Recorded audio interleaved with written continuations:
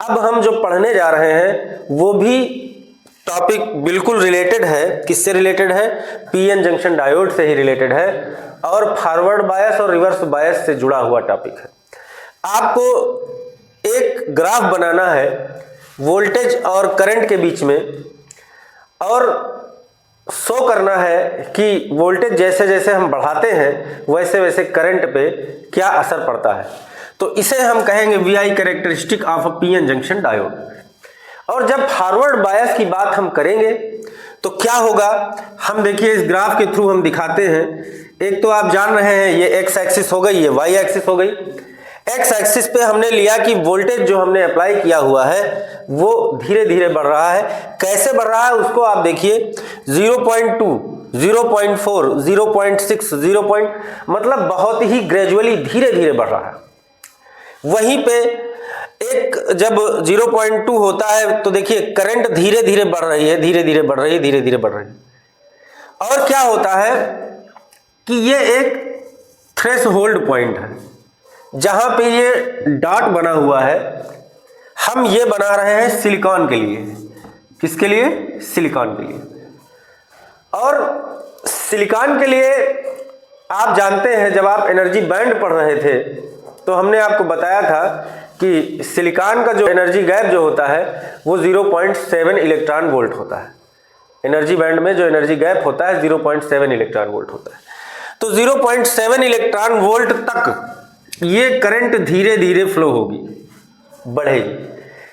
और क्या होगा, जब 0.7 पे वोल्टेज पहुंच जाएगा जो हमने अप्लाई किया हुआ है तो क्या होगा, डिप्लीशन लेयर एकदम कम हो जाएगी, एकदम कम हो जाएगी और करंट की वैल्यू एकदम से बढ़ेगी, एकदम से बढ़ जाएगी। और इसीलिए ये जो पॉइंट होता है इसको थ्रेशोल्ड वोल्टेज, थ्रेशोल्ड वोल्टेज या कट ऑफ वोल्टेज बोलते हैं। थ्रेशोल्ड वोल्टेज या कट ऑफ वोल्टेज मतलब जब सामान्य रूप से बढ़ रही करंट एकदम से बढ़ जाती है तो हम उसको कहते हैं थ्रेशोल्ड। जिस जगह से बढ़ती है, जिस वोल्टेज की वैल्यू के बाद एकदम से करंट बढ़ती है उस वोल्टेज को हम थ्रेशोल्ड वोल्टेज या कट ऑफ वोल्टेज कहते हैं। थ्रेशोल्ड वोल्टेज या कट ऑफ वोल्टेज। आप देख रहे होंगे कि ये धीरे धीरे करंट बढ़ रही है, फिर एकदम से ये करंट ऊपर की तरफ बढ़ती है। और आप देख रहे होंगे कि जब करंट एकदम से बढ़ती है तो सीधा ग्राफ ऊपर की तरफ भागता है। तो आपको इसमें दो ही चीजें दिखानी थी, करंट को और वोल्टेज को। तो वोल्टेज एकदम माइन्यूट बढ़ रहा है, पॉइंट में बढ़ रहा है, और करंट क्या है, मिली एम्पियर में बढ़ रही है। ठीक, करंट मिली एम्पियर में। एक चीज आप जान लीजिए, फॉरवर्ड करंट जो होती है वो आपको मिली एम्पियर में मिलती है और उसमें ज्यादातर डिफ्यूजन करंट मेन होती है।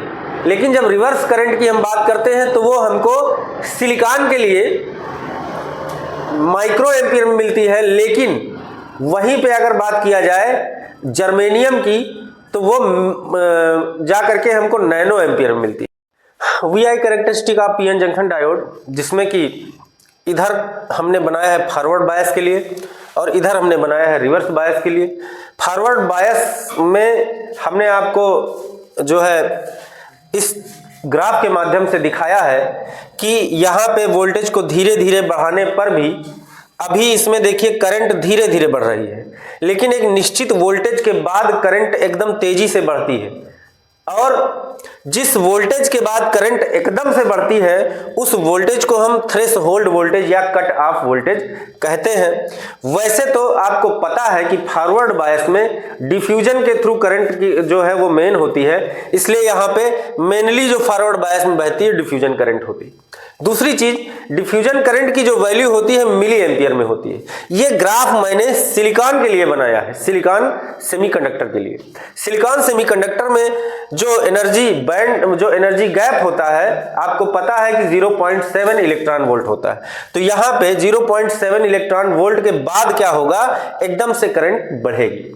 तो वही जो थ्रेशोल्ड वोल्टेज हो जाता है वो सिलिकॉन के लिए 0.7 वोल्ट हो जाता है।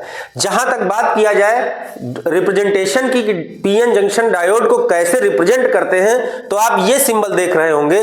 इसमें ये जो इधर का निशान है ट्रायंगल, जो ट्रायंगुलर शेप का निशान है, ये P होता है, और जो ये प्लेट बनी हुई है सीधी सीधी, ये N होता है। ये P का सिंबल ट्रायंगल है और N का जो है एक प्लेट की तरह का सिंबल है। तो ये दोनों सिंबल है, दोनों को जोड़ के पीएन जंक्शन बना दिया गया है।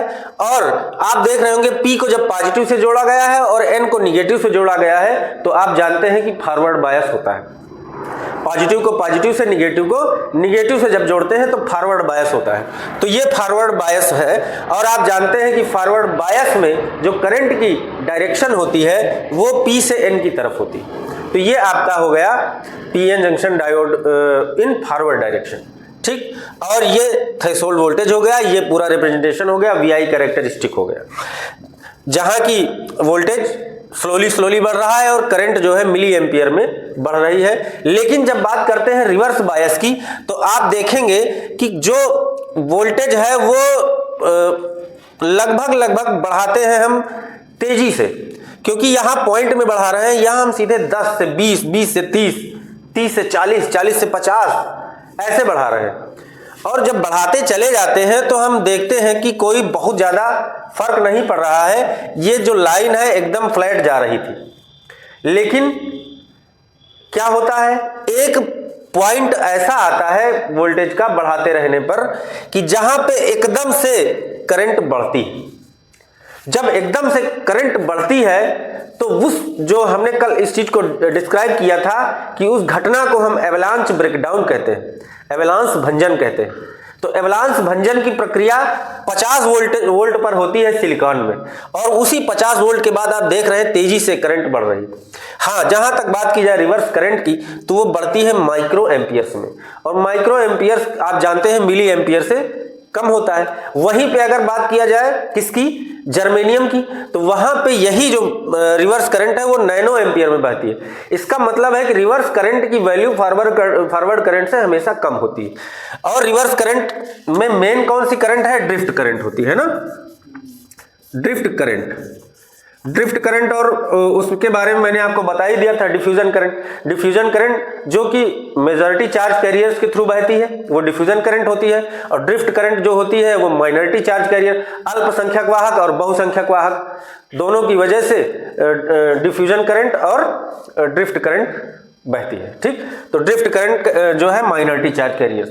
तो ये पूरा जो प्रोसेस है ये आपका रिवर्स बायस है। इसमें अब हम रिप्रेजेंटेशन की बात करें तो ये P हो गया, ये N हो गया। अब P को जब निगेटिव से, मतलब पॉजिटिव को निगेटिव से, निगेटिव को पॉजिटिव से जोड़ दिया जाता है तो रिवर्स बायस हो जाता है। और करंट इसमें जो है रिवर्स डायरेक्शन में, मतलब N से P की तरफ बहती है, जो कि माइनॉरिटी चार्ज कैरियर्स की वजह से बहती है। और जब एवलांच ब्रेकडाउन हो जाता है तो तेजी से करंट की वैल्यू बढ़ जाती है। ये पूरा ग्राफ आपको जो घटना होती है फॉरवर्ड बायस और रिवर्स बायस में, वो पूरा इसी ग्राफ के थ्रू हम समझ सकते हैं।